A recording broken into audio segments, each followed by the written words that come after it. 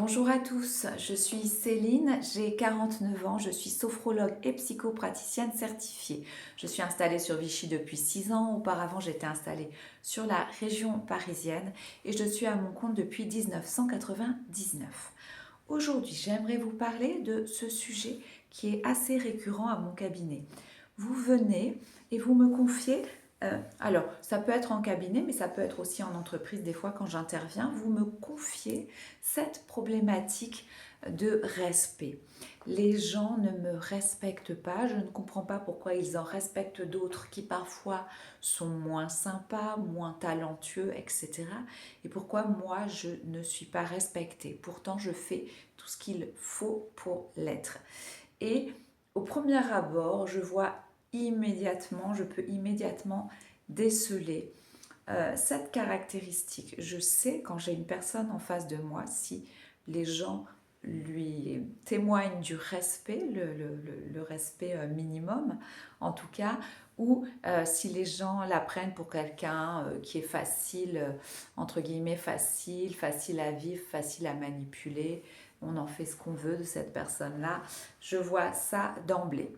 Mais je suis un tiers, c'est l'intervention d'un tiers, et vous, bien entendu, vous avez beau prendre la situation dans tous les sens, essayer de l'analyser, vous savez qu'à un moment donné, vous êtes trop gentil, ça peut-être, mais pas toujours. C'est pas toujours la gentillesse qui fait qu'on ne vous respecte pas. Il y a d'autres choses, d'autres éléments qui rentrent en compte, dont la façon dont vous vous comportez, la façon dont vous parlez à l'autre, la façon dont vous osez vous adresser ou pas à l'autre, parfois votre style vestimentaire, votre style, votre façon d'être également va transparaître dans cette problématique de respect ou de non-respect et plein d'autres choses après qui sont vraiment, j'ai envie de dire, intrinsèques à la personnalité et à chacun. Mais la première, j'ai listé vraiment les gens qu'on ne respecte pas, qui ne savent pas, qui n'arrivent pas à se faire respecter alors que parfois ils font tout ce qu'il faut pour ça. Euh, Moi j'ai noté 5 critères principaux et je vous en parle maintenant tout de suite. Le premier, c'est vous justifier toujours vos choix. Vous justifiez toujours vos choix. En réalité, quand vous êtes jeune, vous avez encore le temps de tout justifier. Vous avez peut-être le temps, je ne sais, de vous poser des questions sur les conséquences de chacun de vos actes, de chacune de vos paroles, de chacune de vos apparitions en public, etc. C'est possible.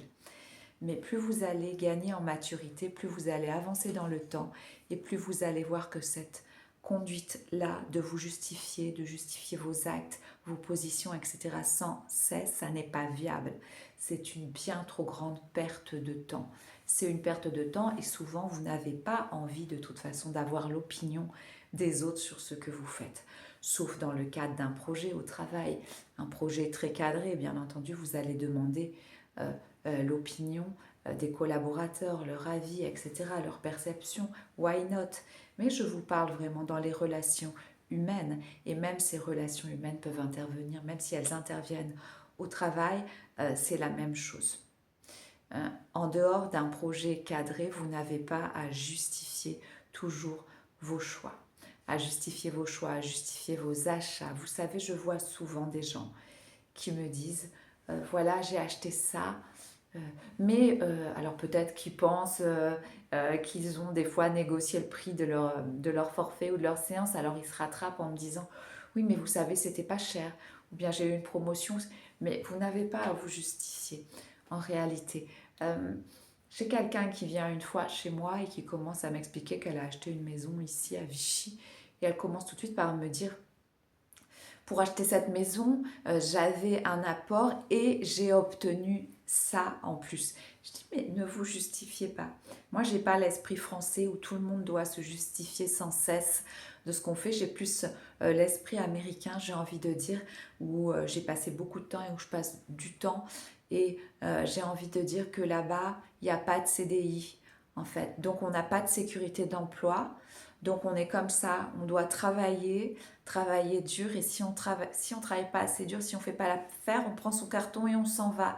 C'est tout. Donc on n'a pas le temps de regarder ce que fait le voisin, d'écouter ce que fait la voisine, de se comparer aux autres. Ce temps-là, on ne l'a pas en réalité. Chacun est vraiment axé sur sa propre évolution. Et les gens ne vont pas demander comment vous avez payé votre maison, comment vous avez fait, etc., etc. Ça ne les regarde pas, chacun garde ses données. Et bien souvent, ici, et je le remarque vraiment en France, par rapport à d'autres pays, même d'Europe, comme je vois où j'ai travaillé, par exemple en Suisse ou en Belgique, etc., il n'y a pas ça. Ici en France, les gens se justifient tout le temps, sans cesse on justifie. J'ai acheté ma voiture, alors j'ai pris un crédit, mais tu sais, je ne l'ai pas payé cher parce que ceci, parce que cela. On prend les devants, on se justifie. Et en réalité, vous avez souvent, les gens qui viennent à mon cabinet, souvent ont ça, ont ce travers de vouloir justifier tout ce qu'ils font, leurs gestes, leurs situations, etc. Et il n'y a pas besoin. Lorsque vous justifiez tout ce que vous faites, vous donnez une partie de votre libre arbitre à l'autre.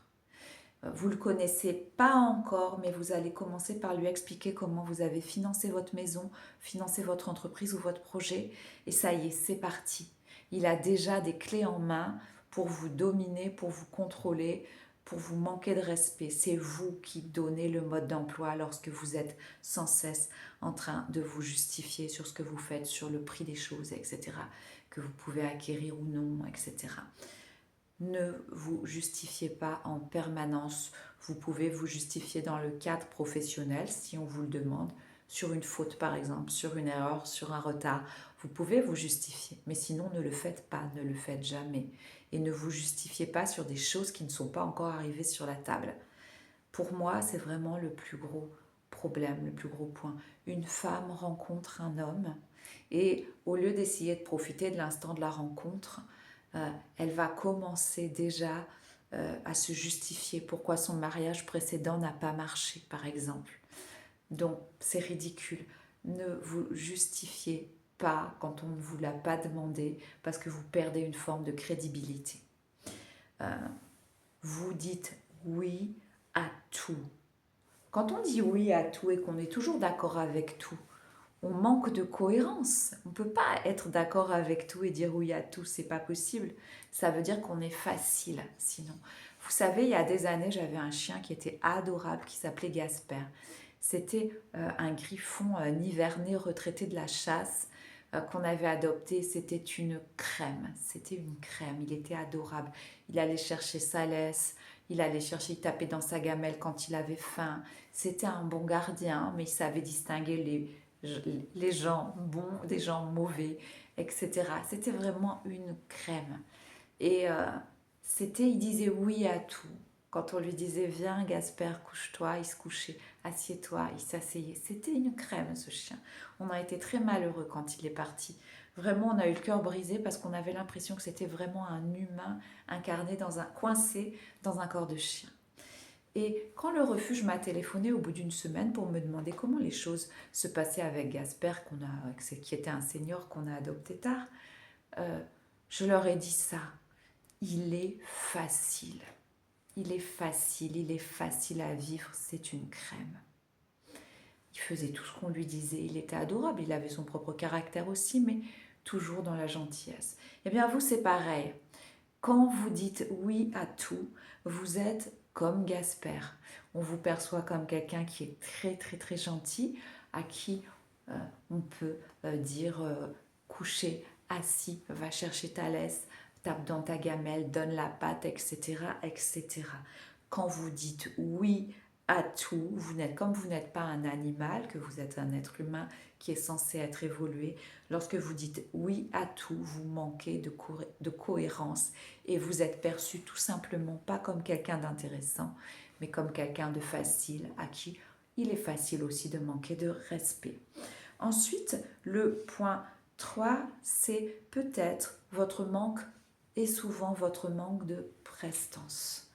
Des fois, je reçois des jeunes filles qui sont très jeunes, elles sont très jeunes, elles ont entre 20 ans et 30 ans, 26, 27 ans, avec des responsabilités.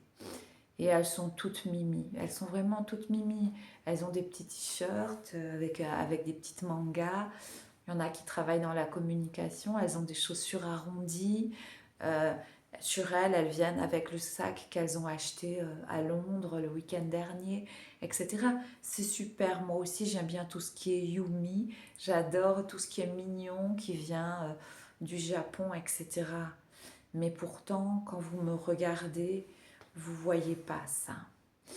Vous pouvez pas. Alors là, j'ai mis mon été Gigi derrière, mais vous savez pas que je suis une grande créatrice, une grande créative, que je peins, que je compose, que je modèle, que j'ai mon four à céramique, que je cuis, que j'ai une garde-robe avec des vêtements vintage, dont des choses vraiment un peu punk et exubérantes. J'ai tout ça pour les vacances, pour les week-ends, par simple souvenir ou parce qu'on on me les a offerts quand j'étais jeune. Mais quand vous me regardez, quand je vais en entreprise ou quand je suis dans mon cabinet, personne ne peut percevoir ça. Parce que sinon, je serais drôlement décrédibilisée. Si les clients arrivaient ici et que j'avais un t-shirt manga, des petites chaussures rouges arrondies avec des petits points bleus, je ne sais, des choses comme ça, assez mignon, mais en réalité, ça vous décrédibilise. Il y a des années, j'ai une de mes meilleures amies. Alors à l'époque, j'étais dans la communication. J'avais un style, c'est vrai, bien à moi, mais qui était plus original qu'à l'heure actuelle, où maintenant je suis vraiment less is more, j'ai envie de dire. Parce que pour moi, c'est plus facile de passer une forme, une sorte d'uniforme le matin. Et bah oui, le noir va toujours avec le noir. Donc je passe pas des heures. Je prends un pantalon noir, un haut noir, une veste noire. Voilà, j'ai pas des fois je mets des talons, des fois je mets des baskets, etc. Mais c'est toujours cohérent et c'est toujours rapide et je veux pas perdre de temps avec ça. J'ai trop de choses à faire dans la journée pour perdre mon temps à choisir des vêtements en fonction de couleurs, etc. Et j'ai cette amie-là, quand je travaillais dans la communication, et j'avais du mal à évoluer, j'étais jeune, qui me disait, mais tu sais, j'ai une fille au boulot, elle est comme toi. Elle adore tout ce qui est original, elle a des petites boucles d'oreilles en forme de baignoire, des petits colliers, des trucs africains, elle a plein de choses, mais elle est hyper intelligente, elle est brillante, mais en fait, elle évoluera jamais. Et cette copine-là était en DRH, elle évoluera jamais parce qu'elle est trop originale. Donc on la voit plutôt finir sa vie à vendre ses poteries à Camden que en haut du sommet de l'échelle, voilà, dans la communication par exemple. Donc en haut du sommet de l'échelle, tout en haut quoi. On la voyait plus, oui, à la retraite, cette fille-là un peu 68arde à vendre, je sais pas, ses colliers sur un marché, plutôt que au top. Et tout ça venait de sa facilité à communiquer avec tout le monde et à communiquer facile et de son look aussi. Donc attention, si vous manquez de prestance ou de sobriété, parce qu'il ne s'agit pas d'avoir la prestance de Jackie Kennedy ou je ne sais qui sur le tapis rouge lorsque vous allez euh, à un entretien d'embauche, mais au moins de la neutralité et de montrer que vous ne passez pas votre temps à vous maquiller, à vous habiller, à faire les boutiques, etc. C'est quand même important. Alors j'entends déjà certains qui disent ah oui mais moi je suis comme ça, c'est une partie de moi, je ne vais pas renier ce que je suis. Mais moi, par exemple, je suis toujours très sobre dans l'habillement. Et puis, quand je vais en vacances, ça ne m'empêche pas. Si j'ai envie de mettre un short et une paire de Santiago, je vais au fin fond de la campagne, bah, je le ferai. Je veux dire, je peux être moi-même. Mais toujours quand vous êtes en évolution, vous n'êtes pas encore, quand vous n'avez pas encore fait toutes vos preuves, etc., pensez sobriété. Ensuite,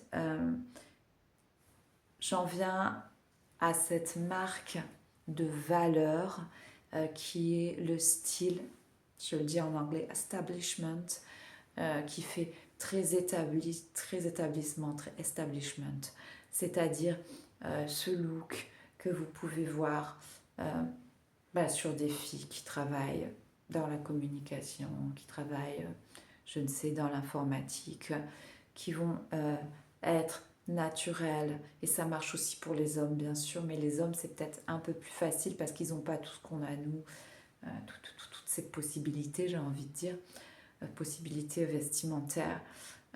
Je vous raconte quelque chose. J'ai quelqu'un dans mon entourage, et j'en ai déjà parlé, il me semble, j'ai quelqu'un dans mon entourage qui, parce que quand elle m'a connue quand j'étais jeune, que j'étais mignonne, j'avais 16 ans, 17 ans, 18 ans avec mes petites couettes, mes Doc Martens, etc.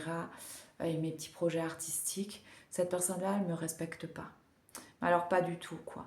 C'est, ah mais toi, de toute façon, t'es une originale, mais toi, de toute façon, t'es moitié thérapeute, mais également moitié artiste, ah mais toi, de toute façon, tu fais de la musique, donc, etc. Il y a cet esprit très étriqué, hein, là derrière, dans cette personnalité. Et donc, j'allais chez elle en vacances et j'ai cessé d'ailleurs, mais après, vous savez, il y a des gens que vous êtes obligés de côtoyer. C'est des histoires de famille, de liens familiaux. Vous voyez ce que je veux dire? Bon, bref. Et donc, quand j'y allais avec... mais quand j'y vais, même si j'y vais à l'heure actuelle, si j'y vais l'été avec mon short en jean, avec un kimono à fleurs, des tongs et un chapeau, je ne sais, voilà, et ben cette personne-là va me parler très mal.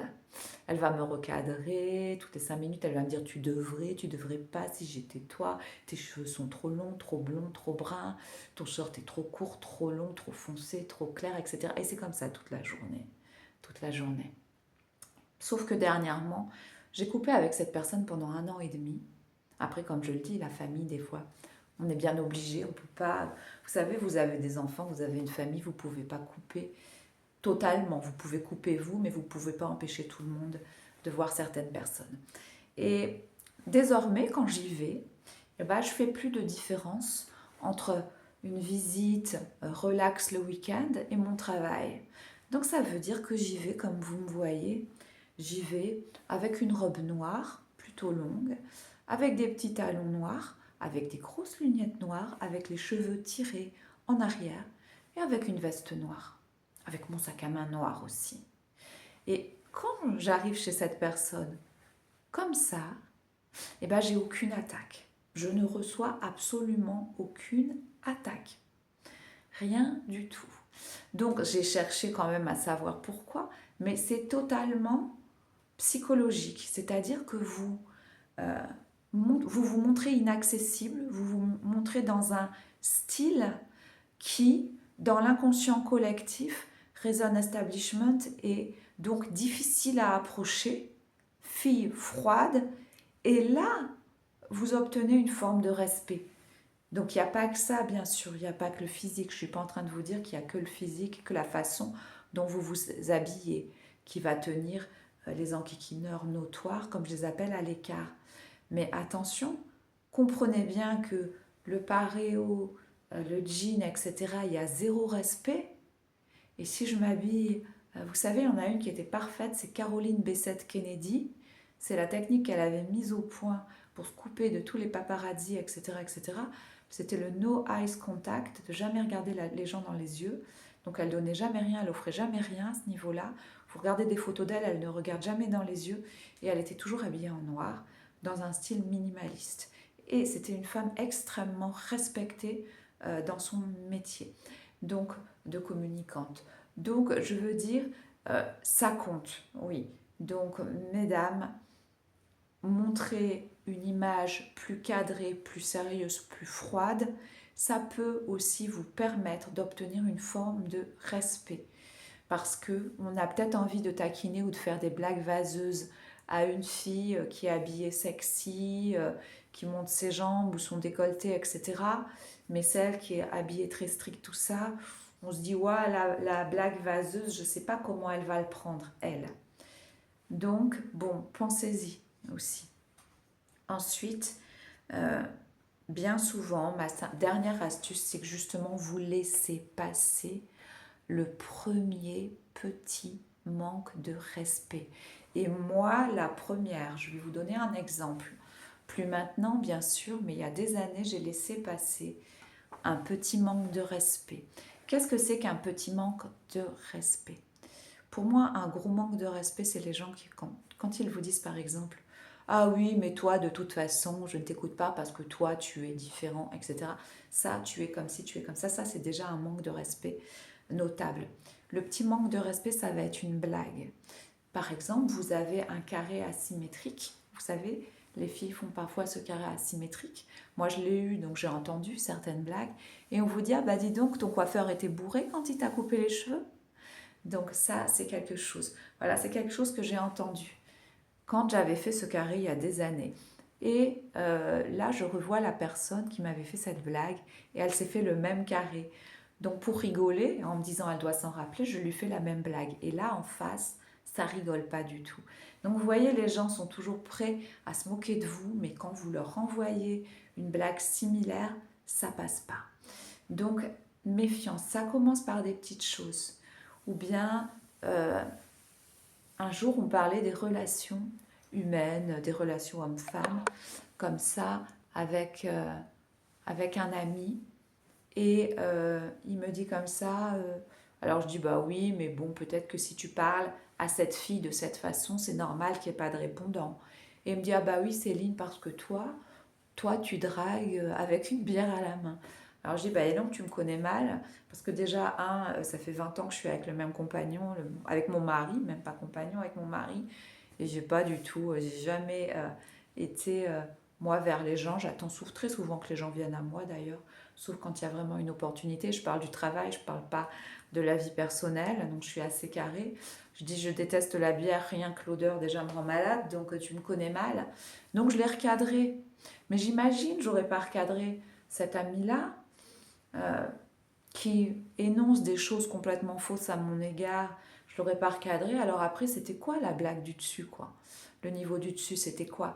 Donc ça commence comme ça. Il y a des années aussi, je rencontre une personne et c'est la première fois que je vois cette personne-là. Et je travaillais énormément à l'époque et c'est vrai que j'étais mince, je devais faire 45 kilos. Je fais 1,67 m. 45 kilos, 1,67 m, c'est vrai que c'est mince, hein. Et la première chose que me dit cette personne, à peine on me la présente, c'est ah, et ben il va falloir se remettre en forme, et en forme avec un S.